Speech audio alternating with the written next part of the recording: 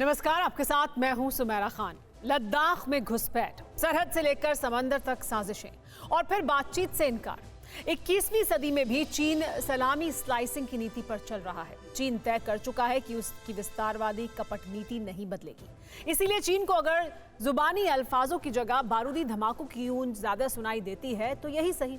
माओ के मुल्क से निपटने की लद्दाख में तैयारियां आपने देखी, लेकिन आज आपको एलएसी के पूर्वी छोर पर उस जगह लिए चलते हैं जहां देश के टीवी इतिहास में शायद पहली बार कोई चैनल पहुंचा है। TV 9 Bharatvarsh battle of Bumla के उसी युद्ध क्षेत्र में पहुंचा।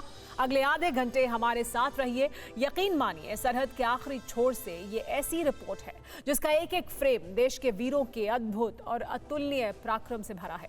टीवी 9 भारतवर्ष संवाददाता सुमित चौधरी की ये सुपर एक्सक्लूसिव रिपोर्ट देखिए।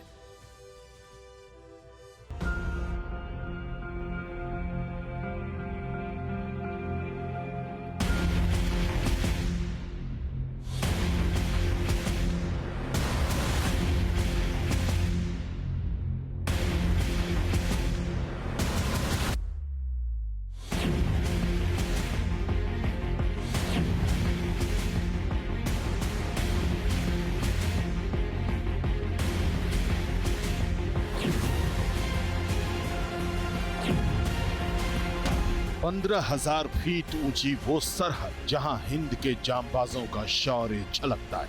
मैं इस समय बुमला में हूँ। बुमला वो आखिरी लोकेशन है, आखिरी पोस्ट है जहाँ पर भारत की आखिरी पोस्ट है।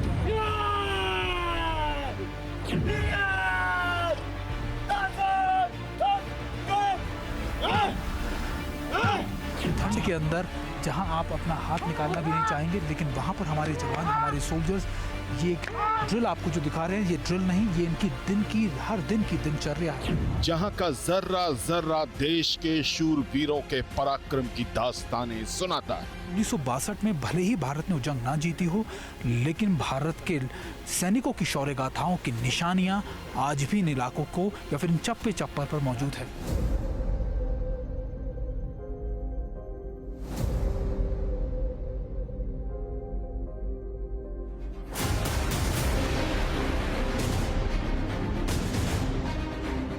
जहां हर सांस फेफड़ों से जंग लड़कर निकलती है।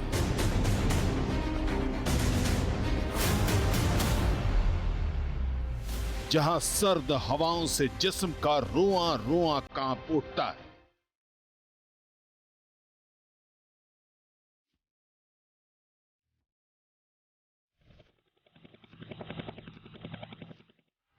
धुंध में लिपटी उसी कायनात से माओ के मुल्क की हर साजिश का पता मिलता है।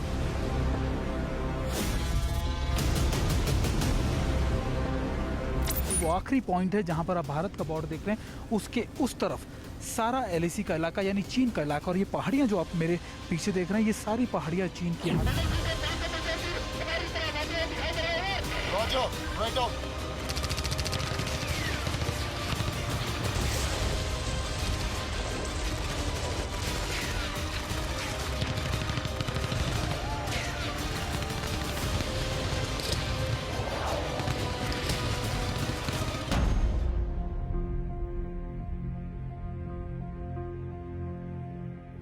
हजारों फीट ऊंची इन्हीं बुलंद चोटियों के बीच इस बर्फीले रेगिस्तान, बेहद दुर्गम और सन्नाटे को चीरकर गुजरती है LAC यानी line of actual control.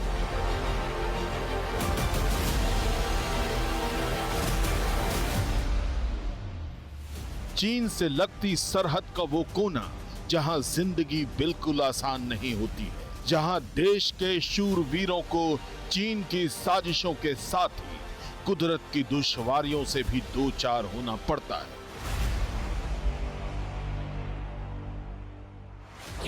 15,000 feet की ऊंचाई पर जवान कैसे रहते हैं? आसमान छूती चोटियों पर कैसी ट्रेनिंग होती है? चीन को सबक सिखाने के लिए कैसी तैयारी है?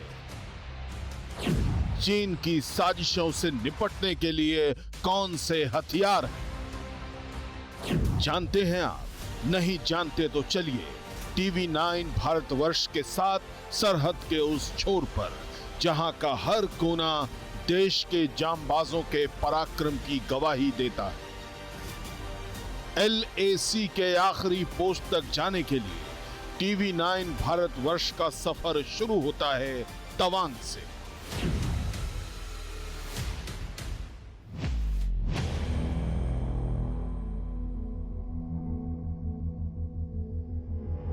तवांग 10,000 फीट की ऊंचाई पर अरुणाचल प्रदेश का वो इलाका जहां से LAC की दूरी महज चंद किलोमीटर है। हमारी मंजिल थी LAC पर बनी आखिरी पोस्ट बुमला।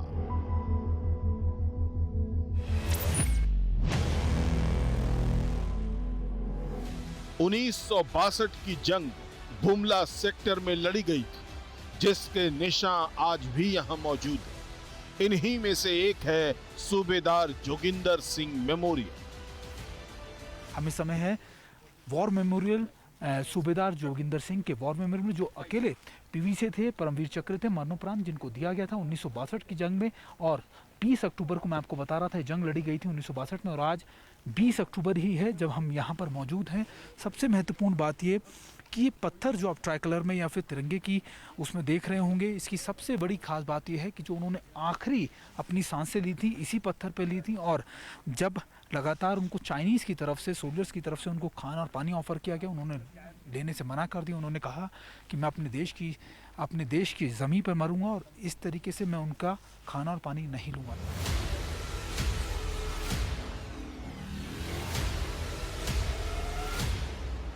(1962) की जंग में सर्वोच्च बलिदान देने वाले सूबेदार जोगिंदर सिंह के सम्मान में बुमला में एक मेमोरियल है। 20 अक्टूबर 1962 को चीन के 200 सैनिकों ने बुमला पर हमला कर दिया था। सूबेदार जोगिंदर सिंह ने सिर्फ 21 सैनिकों के साथ चीन का मुकाबला किया। सूबेदार जोगिंदर सिंह और उनके साथियों ने चीन को पीछे हटने पर मजबूर कर दिया। चीन ने दोबारा हमला किया तो भारतीय जवानों ने कई चीनियों का खात्मा कर दिया। सूबेदार जोगिंदर सिंह घायल होने के बावजूद चीनियों से अकेले लड़ते रहे।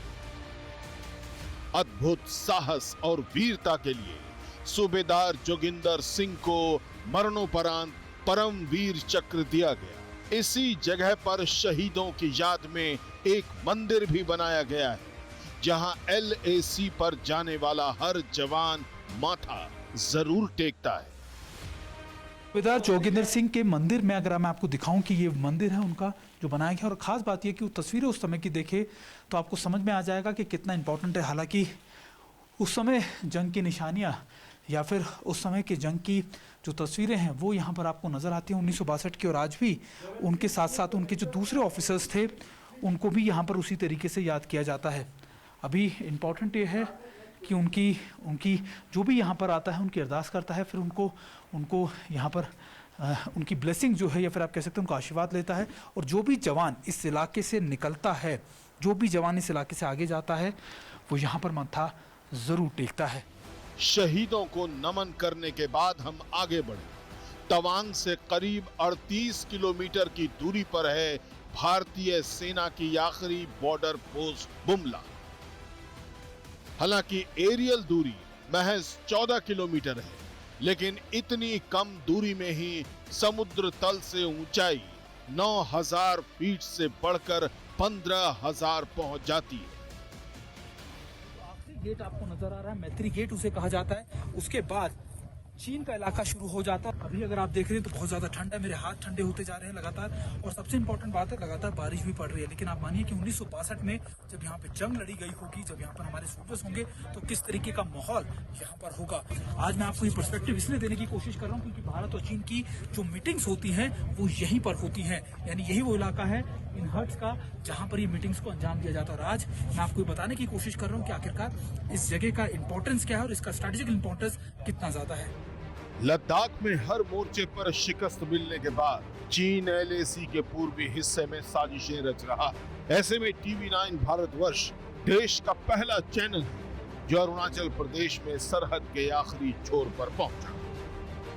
मैं इस समय मौजूद हूँ बुमला में और आप मेरे पीछे देख रहे हो ये वो आखिरी पॉइंट है जहाँ पर आप भारत का बॉर्डर देख रहे हैं। उसके उस तरफ सारा LAC का इलाका यानी चीन का इलाका, और ये पहाड़ियाँ जो आप मेरे पीछे देख रहे हैं ये सारी पहाड़ियाँ चीन की। हालांकि आपको मोटे तौर पर बताऊं कि जो बॉर्डर पोस्ट मीटिंग्स होती हैं वो यहीं होती हैं, फ्लैग मीटिंग्स होती हैं वो यहीं होती है। और अभी जब भी भारत और चीन के बीच में बातचीत होती है अरुणाचल प्रदेश में, तो यही वो इलाका है जहाँ पर वो बातचीत की भी जाती है। इम्पॉर्टेंट ये है कि अगर आप मोटे तौर पर देखें कि जहाँ से आपको रोड नज़र आ रही है पक्की उस तरफ को ऊपर जाती हुई, वो सारा इलाका चीन का इलाका है। और ये सारी चीज़ें अगर आप उस पहाड़ी पर देखें, अगर मेरे कैमरा पर्सन आपको दिखा पा रहे हो, तो छोटी छोटी आपको बॉक्सेस नज़र आएंगे। दरअसल वो चीन की ऑब्जर्वेशन पोस्ट हैं जहाँ से चीन लगातार हमें ऑब्जर्व करता है और यहाँ से हम उनकी गतिविधियों पर नज़र रखते हैं। TV9 भारतवर्ष की टीम जब बुमला पहुंची तो चारों तरफ धुंध छाई हुई थी और विजिबिलिटी काफी कम थी। अक्टूबर में ही सर्द हवाओं से शरीर कांप रहा था। जल्द ही पूरे इलाके में बर्फबारी शुरू हो जाएगी। बावजूद इसके सरहद के निगहबानों के माथे पर एक शिकन नहीं। जहन में सवाल कौन है, देश के जांबाज किस मिट्टी के बने? आपने अभी देखा कि जो मानसिक और शारीरिक रूप पे अपने आप को फिट रखने की कार्रवाई है वो हम लगातार करते रहते हैं। हर एक 24 घंटे के अंतराल पे हमारी जो फिजिकल एक्सरसाइजेज हैं ये होती रहती हैं, जिसके माध्यम से हम आपको अपने आप को शारीरिक और मानसिक रूप से हर एक किस्म की लड़ाई और हर एक किस्म के ऑपरेशन के लिए हमेशा तैयार रखते हैं। मेजर साहब ने जो बताया वो नजर भी आया। भीषण ठंड और लगातार बारिश के बावजूद जवानों का हौसला कमाल का।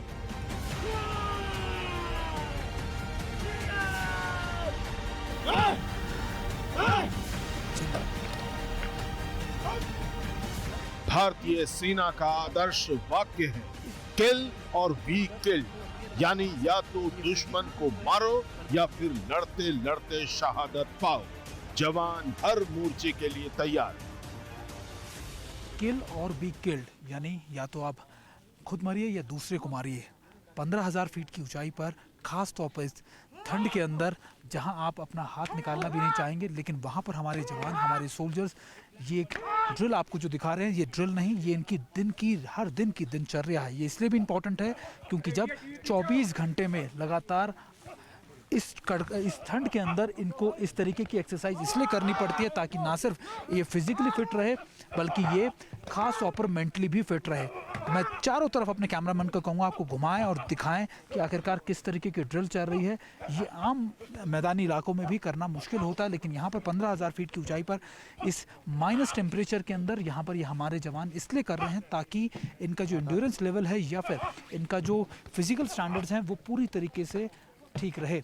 अभी मोटे तौर पर आप देखें ये अलग अलग ड्रिल है, करीबन इसे प्लान 190 कहा जाता है, यानी 190 मिनट की एक्सरसाइज होती है जो हर सैनिक को यहाँ मौजूद है वो करनी होती है। हौसला ऐसा कि चट्टाने कांप जाए, ताकत ऐसी कि दुश्मन का दिल दहल जाए। लद्दाख से लेकर तवांग तक देश के जवानों की तैयारी ऐसी है कि चीन घुसपैठ करना तो दूर, हिंद की सरहद में दाखिल होने की सोच भी नहीं सकता। चीन चालबाज है, माओ के वारिस बेशर्म है। लद्दाख में पिटते हैं तो सिक्किम में साजिशें करने लगते हैं, सिक्किम में मार खाते हैं तो तवांग में घुसपैठ करने लगते हैं। इसलिए युद्ध जैसे हालात के लिए जवानों की ट्रेनिंग एक अहम हिस्सा है।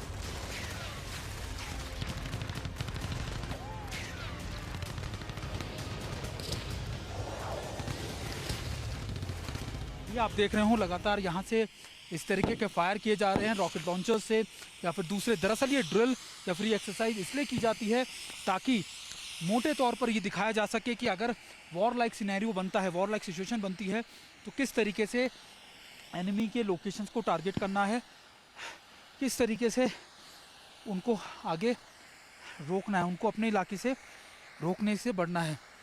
ये बंकर्स आप देख रहे हैं और अभी एक और फायर किया जाएगा और यहाँ से लगातार इस तरीके के फायर इसलिए किए जा रहे हैं ताकि एनिमी की लोकेशन को अगर टारगेट करना हो या फिर आप कह सकते हैं कि उनके बेसिस को टारगेट करना हो तो किस तरीके से किया जाएगा। बेहद ऊंचाई की वजह से हमें सांस लेने में दिक्कत महसूस हो रही थी। जिस तरह के हालात थे ऐसे में सोचकर ही सिहरन हो रही थी। लेकिन हमारे जांबाजों के लिए ये वतन की हिफाजत का वो जज्बा है जिसके आगे हर चुनौती शून्य हो जाती है। यहाँ पर मूवमेंट कर पाना ही बहुत मुश्किल है। लगातार हमारी सांस फूल रही है, हाई एल्टीट्यूड है, बहुत ज़्यादा ठंड है, हाथ बाहर निकालते हैं तो ठंडा बहुत ज़्यादा होता है। और अभी अगर देखें तो वो दोबारा से फायर करने की कोशिश कर रहे हैं अपने दूसरे एमिनेशंस की मदद से। और ये लोकेशंस इसलिए क्योंकि अगर सामने के इलाकों से आने की कोशिश करते हैं तो उसको किस तरीके से रोका जा सके। अभी ये फायर आप सुन रहे हैं, सामने से उसी बंकर से फायर की जा रही है और इनका मकसद है कि अगर कोई पेट्रोल आए तो उसको रोक लिया जाए। लद्दाख में पिटने के बाद से ही चीन अरुणाचल प्रदेश में LAC पर तैनाती और नए निर्माण कर रहा है। बॉर्डर के पास चीन ऐसे गांव बना रहा है जो सैन्य गतिविधियों के लिए भी इस्तेमाल किए जा सकते हैं। भारत और चीन के बीच LAC करीब 3,488 किलोमीटर, जो देश के 5 राज्यों लद्दाख, हिमाचल प्रदेश, उत्तराखंड, सिक्किम और अरुणाचल प्रदेश से गुजरती है। इसमें से 1,597 किलोमीटर का इलाका लद्दाख में, 545 किलोमीटर की सरहद हिमाचल प्रदेश और उत्तराखंड से लगती है। सिक्किम में 220 किलोमीटर का इंटरनेशनल बॉर्डर और अरुणाचल में 1,126 किलोमीटर लंबी सीमा। लद्दाख के बाद LAC पर चीन की साजिशें अरुणाचल तक आती रही, इसलिए लद्दाख की तरह ही अरुणाचल में भी सेना का पोस्चर अग्रेसिव। चीनी चींटियों की तरह रेंगते हुए घुसपैठ की साजिश करते रहे, लेकिन जिनपिंग के कायरों की इस कोशिश को नाकाम करने का हर इंतजाम। मैं इस समय मौजूद हूँ इंटीग्रेटेड बैटल लोकेशन में। ये दरअसल आपको लगेगा कि ये एक नया कॉन्सेप्ट है, खासतौर पे कि सभी चीज़ों को इंटीग्रेट करके, यानी आर्टिलरी हो, सर्विलेंस हो या फिर आपके जो दूसरे एयर डिफेंस सिस्टम्स हैं उनको इंटीग्रेट करके उससे किस तरीके से अपने लोकेशंस को आप सिक्योर कर सकते हैं और सर्विलेंस लगातार कर सकते हैं। अगर आप देखें तो यहाँ पर आपको बड़े मॉनिटर्स नज़र आएंगे जिन पर लगातार इस पूरे लोकेशंस को आप बड़े आसानी से देख सकते हैं, हर रोड को देख सकते हैं। और इसके अलावा दूसरा इम्पॉर्टेंट है कि आप ये देखिए, ये पासेस जो होते हैं अक्सर जो माउंटेन्स के बीच में से आते हैं, इनको ये ट्रैक करता है और इससे ये पता लगता है कि अगर कोई पेट्रोल आ रहा है एनिमी की तरफ से तो उसको रोका जा सके। इसके अलावा टैंक और आर्टिलरी अगर उनकी तरफ से आ रही है तो उसके लिए भी एक प्रोटोकॉल्स हैं कि अगर वो तुरंत वहाँ से एडवांस करते हैं हमारी तरफ तो उसके लिए तुरंत चीज़ें कर सकते हैं। ये डिफेंस लोकेशंस हैं, यानी डिफेंस, ये इनका काम है कि अपने लोकेशंस को डिफेंस करना। और अगर आप देखें तो मोटे तौर पर इस तरीके के सर्विलेंस सिस्टम्स जो हैं वो भी यहाँ पर रखे गए हैं जो लगातार हर मूवमेंट को मॉनिटर करते रहते हैं। आज LAC पर किसी भी चीनी हमले को रोकने के लिए बहुत मजबूत मोर्चाबंदी, ये इंटीग्रेटेड डिफेंडेड लोकेलिटीज हर उस जगह है जहां से चीन की ओर से हमला होने की आशंका है। बुमला सेक्टर में बंकर्स का जाल बिछाया जा चुका है। हर बंकर एक दूसरे बंकर से इंटरलिंक है और यही है इंटीग्रेशन डिफेंस सिस्टम्स की या फिर लोकेशंस की बात, यानी ये वो इंटीग्रेटेड लोकेशंस है। मैं अपने कैमरा पर्सन से कहूँगा कि आपको दिखाएं दोबारा से कि जिस तरीके से हम अंदर पहुँचे और आप देखें दोनों तरफ मोटे मोटे आप कह सकते हैं कि पहाड़ी पत्थरों की वो बनाए गए हैं, आपके डिफेंसेस बनाए गए हैं और इन्हीं के बीच में से निकलकर यहाँ से आगे चला जाता है और ऊपर इन बंकर्स को पूरी तरीके से हाइड किया जाता है। मैं आपको बता रहा था कि ये सुरंग की तरह है मोटे तौर पर जो कई बंकर्स को ज्वाइन करती है। यहाँ पर हमारे जवान इन बंकर्स में हैं जहाँ से क्लोज फायर करते हैं। 5 से 6 जवान जो होते हैं एक बंकर में रहते हैं। अगर मैं अपने कैमरा पर्सन से कहूँगा कि आपको दिखाएं, ये देखिए सामने से यहाँ से पूरी मॉनिटरिंग की जाती है LAC के उन इलाकों में जहाँ से उनके एडवांसेस अगर हमारी तरफ आने की कोशिश करते हैं और हर बंकर आपस में इंटीग्रेटेड है। अभी 6 ऑसर राइफल्स हो आप देख लीजिए, ये राइफल्स इनको दी गई हैं। इसके अलावा बेहतरीन एम्यूनेशंस और दूसरी चीज़ें जो हैं जवानों को दिया गया है। बुमला सेक्टर में इसी तरह से सैकड़ों बंकर बनाए गए जिन्हें ऊपर से देखने पर अंदाजा भी नहीं लगाया जा सकता है। खास बात यह है कि सभी बंकर्स को एक साथ जोड़ा गया है, यानी जंग जैसे हालात के बिना बाहर निकले चीनियों के सिर पर बारूद बरसाया जा सकता।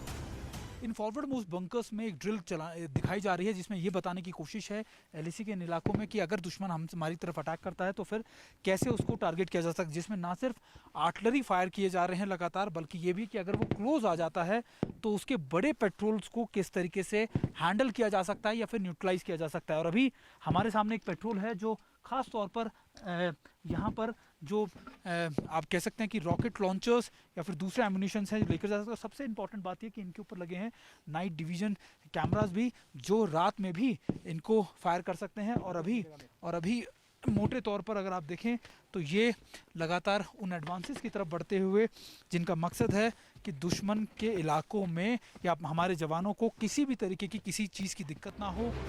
जंग लड़ने के लिए हौसले के साथ साथ हथियार भी जरूरी है। बुमला सेक्टर में बोफोर्स की तैनाती की गई है।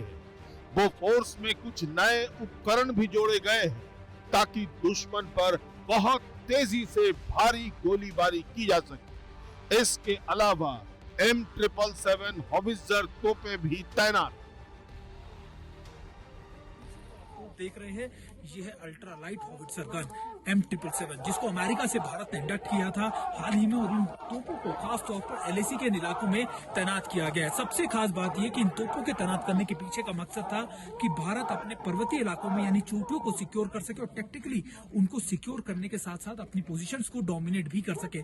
आज जब TV9 भारत स्टेटिंग में आई है तो हमारा मकसद है आपको ये दिखाना कि कैसे हमारे फॉरवर्ड मोस्ट लोकेशन पे सबसे बेहतरीन artillery guns, light artillery gun जो है वो मौजूद है। इसकी जो कह सकते हैं आपकी रेंज है वो करीबन 35 किलोमीटर के लगभग है। इसको हेलीकॉप्टर से टो किया जा सकता है, चीनू जैसे हेलीकॉप्टर की मदद से। और अभी जब भारत और चीन का स्टैंड ऑफ चल रहा था तो कई जगह न सिर्फ ईस्टर्न लद्दाख में बल्कि दूसरे नॉर्थ ईस्ट के रीजन्स में भी, हाई एल्टीट्यूड एरियाज में भी इसको तैनात किया गया। ये हौसला है हमारे शूरवीरों का, ये ताकत और काबिलियत है जिसकी बदौलत हमारी सरहदें महफूज रहती है। यही वजह है कि लद्दाख से लेकर सिक्किम और अरुणाचल तक चीनियों की हर साजिश नाकाम हो रही है। सरहद के आखिरी छोर पर बेहद मुश्किल हालात में देश के जांबाजों का हौसला और जज्बा हमने देखा, सिर्फ फक्र से ऊंचा हो गया। भरोसा कीजिए, जब तक सरहद के ये निगहबान हैं, चीन जंग तो क्या, जंग के बारे में सोच भी नहीं सकता है। कैमरा पर्सन वीरेंद्र मौर्य के साथ सुमित चौधरी, TV9 भारतवर्ष। परवाह देश की, सोमवार से शुक्रवार रात 10 बजे TV9 भारतवर्ष पर।